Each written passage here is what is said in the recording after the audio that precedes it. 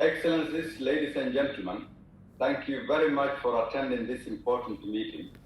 The aim of today's meeting is to highlight and present to you the devastating impact of the recent floods that has affected the people of Puntland, or more specifically, the historic and traditional city of Qardho and its generous people.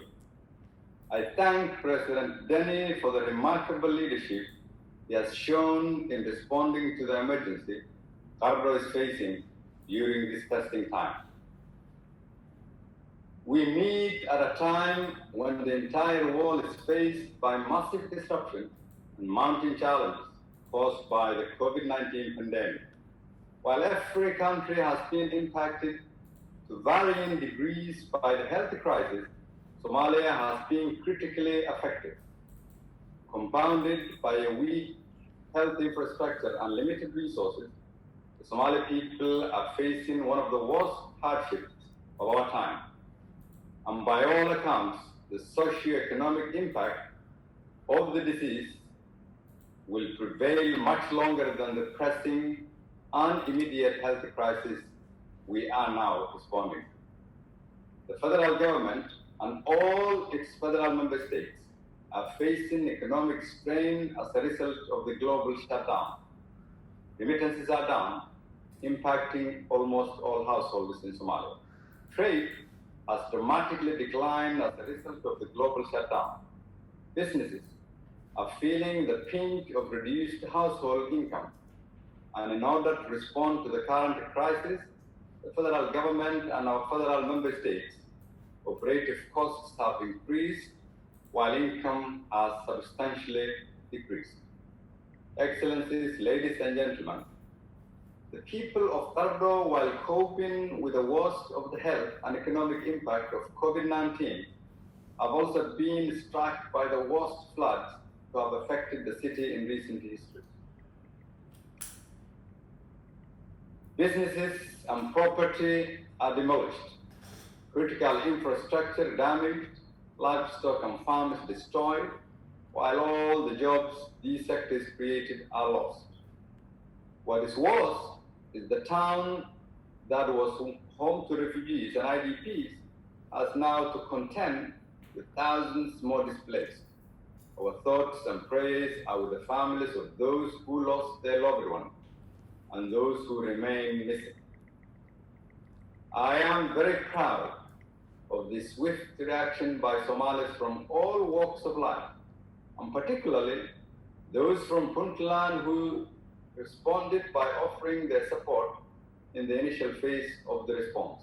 The people of Puntland have shown the importance of unity among all members of the society when crises such as this strike a region.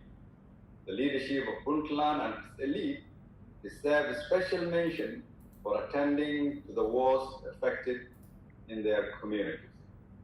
Unfortunately, despite the timely response by both the federal government and Puntland, the impact of floods in Qardho has devastated the physical infrastructure and livelihoods to an immeasurable extent. For this sort of crisis to not revert, I believe President Denny and his team have already presented a clear plan that would offer the people and the town of Qardho a lasting and viable solution to prevent the adverse impact of future floods. It will also address the approach to restore the livelihoods for the thousands that have just become IDPs. This plan will also include a massive rebuilding and rehabilitation campaign to bring the city back to normalcy and requires your full partnership. On behalf of the federal government and all the federal member states, I would like to thank our international partners for always standing by the Somali people, especially at times like this when lives and livelihoods must be saved. Now is the time when Somalia needs your solidarity and generosity to ease the pain of those in Qardho who just on the 25th of April were able to attend to their businesses, farms, and livestock. earn livelihoods through employment, and attend to and sustain their families. Sadly, today, they face new reality and have to rebuild their lives from scratch. Excellencies, ladies and gentlemen, today, we have come together to convey their voices.